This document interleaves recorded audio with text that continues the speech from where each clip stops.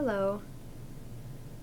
Welcome to the second episode of True Life with Husband and Wife. I'm wife. And I'm husband. And for this episode, I will be interviewing husband to find out more about him. How are you today, husband? I'm doing well. Thank you. A little itchy, though. I'm a little itchy today. But other than that, I feel pretty good. You look itchy. Thank you. Well, shall we begin? I'm ready to field your questions. So, as you mentioned last week when you interviewed me, we've been married for almost 2 years now. 2. And so that means that it's been almost 4 years since we enacted our no holding policy.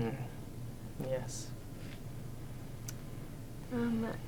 How are you feeling about the no holding policy? And do you have any regrets? I'm feeling like, for the most part, that the no holding policy is pretty positive. Ironically, I feel like I'm actually breaking that policy right now. I kind of have to poop, but I think our viewers at home would prefer if I held off on that for the time being. So you're currently holding. I'm currently breaking the policy that we instituted when we, first became a couple. Mm-hmm. However, I follow the policy pretty rigidly, I would say, for the most part. The only time I can really think of when the policy isn't very, enjoyable. Early in the mornings, I might be in bed, starting to wake up slowly, shifting from one position to the next, maybe rolling over, creating a lot of wafting from the blanket. Mm-hmm. And, those times can be a little rough. That's not exactly the easiest way to wake up in the morning. With a face full of fart. Yeah. Fart face. And I'm going to be pretty honest here, full disclosure, not just any fart. My wife can really pack a punch when it comes to the gases. Thank you. Yeah.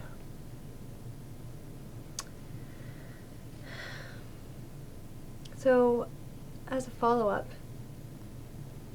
are there any other policies that you would like to enact in our household?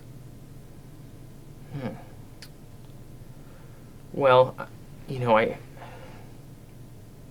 I hate to keep it on the bodily functions sort of theme right now, but I feel like a lot of our policies relate to those issues, which is important, I think, for any couple. Mm-hmm. These are things that need to be discussed, and that's why I think it's appropriate and important to share this with the viewers. Mm-hmm. The surprise poop explosion policy has been a little difficult for me, and at times a little traumatizing, I would say. About 3 or 4 weeks ago, I hurried off, scampered, if you will, to the bathroom, and I really needed to urinate, and the lid to the toilet was closed. When I opened it, I found, I would say, what I would have thought an elephant could create, that much Thank you. diarrhea. And I had to wait a few minutes before I then urinated. I just thought you would appreciate the amount. And, you know, that's the thing about that is I feel I'm proud of you for that, yes. And I have great pride in knowing that any poop that I create can be matched by wife. Yes. She's strong in that category. So, for my next question, one way that you and I are different is that you tend to get things done very well in advance, whereas I tend to procrastinate more. I feel like certain viewers would be surprised to hear that. Yeah, well, this is a surprising show. It's true. Can you think of a time when my procrastination was irritating or annoying to you? Procrastination, irritating, or annoying to me. For example, if there was something that you thought that I should get done and I did not do it for a very long time.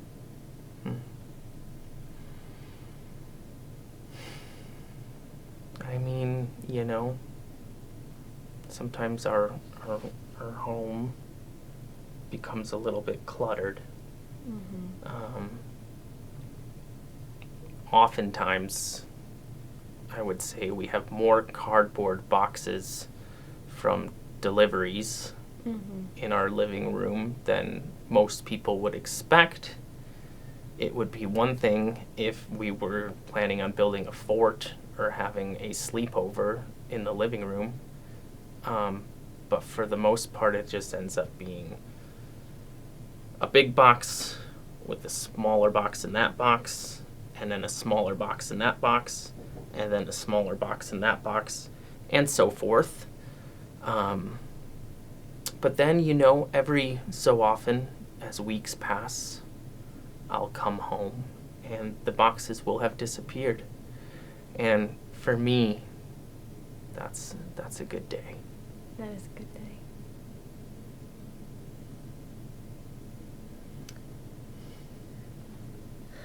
So I'd like to play a game now. I like games. This is a new feature of our program. Great.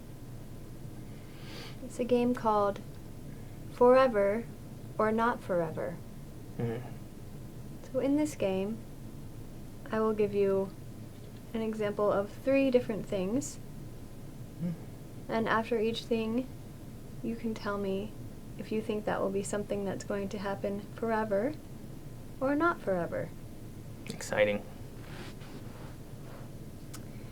Example number 1.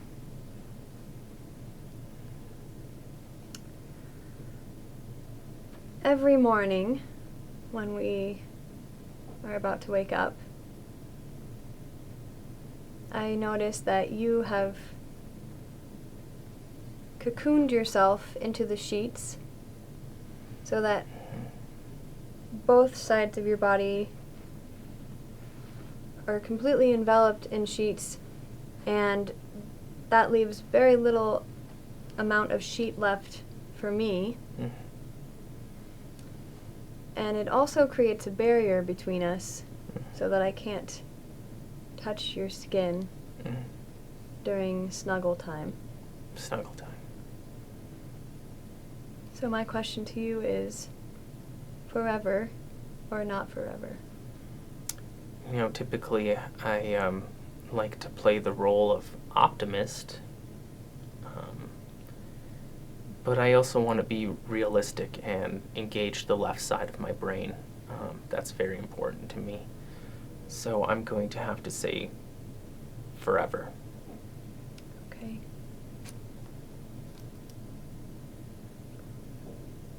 Noted. Thank you. Number 2. Something that I'm very proud of is the dental hygiene practices in our household. Husband and I are very dedicated to flossing every night, which I think is a good thing. Agreed. So we go through a lot of floss. When I floss, I typically use about 8 to 12 inches of floss. And when husband flosses, he typically uses a full yard of floss, which is 3 feet. I know this because I've measured it. And so what I'm wondering is, forever or not forever? Again, I think of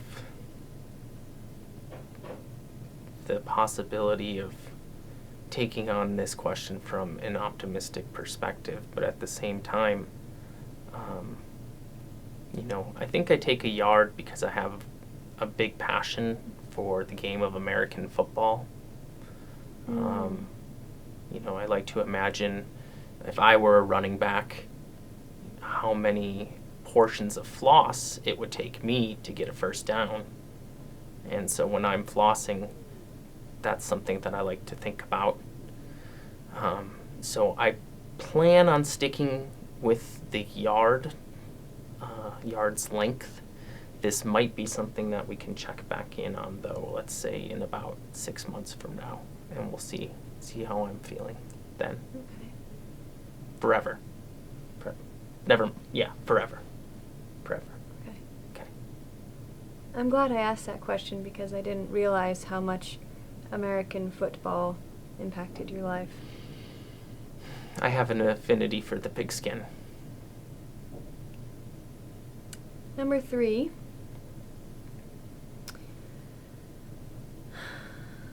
There have been many instances where I have been preparing dinner or picking something off the ground or brushing my teeth in the morning or at night. And then all of a sudden I'll realize that you are behind me and you start to frantically hump me while I'm trying to do said tasks. My question is, forever or not forever? Forever. Okay. Next question. You are a big fan of jam bands, including Fish and String Cheese Incident. That is true, yes. Now, these specific bands and that type of band are not something that I enjoy. Also true. Is that okay? That is a very deep and complex question. We have a very deep and complex connection. And I also have a very deep and complex connection to these bands. I have achieved high levels of euphoria in our relationship. I have achieved high levels of euphoria upon the hundreds of Fish and String Cheese concerts that I have attended.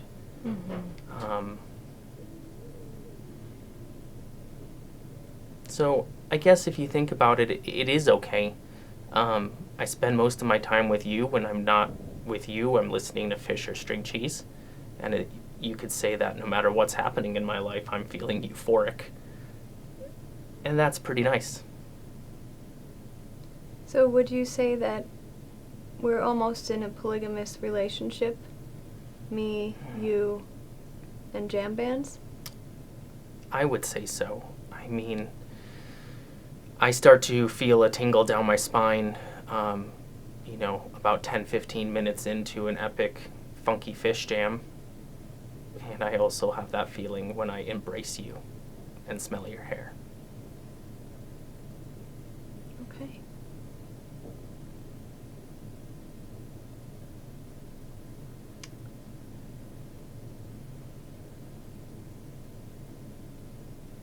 Okay.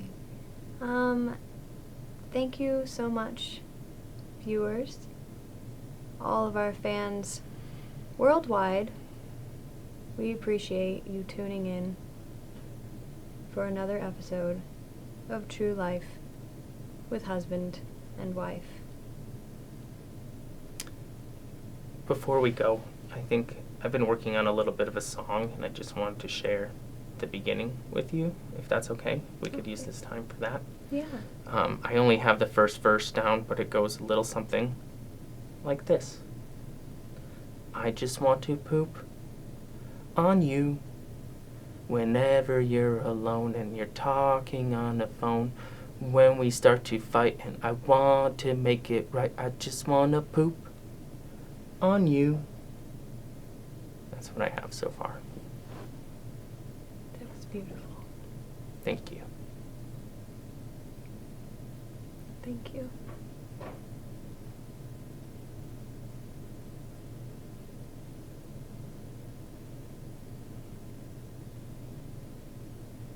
Thank you.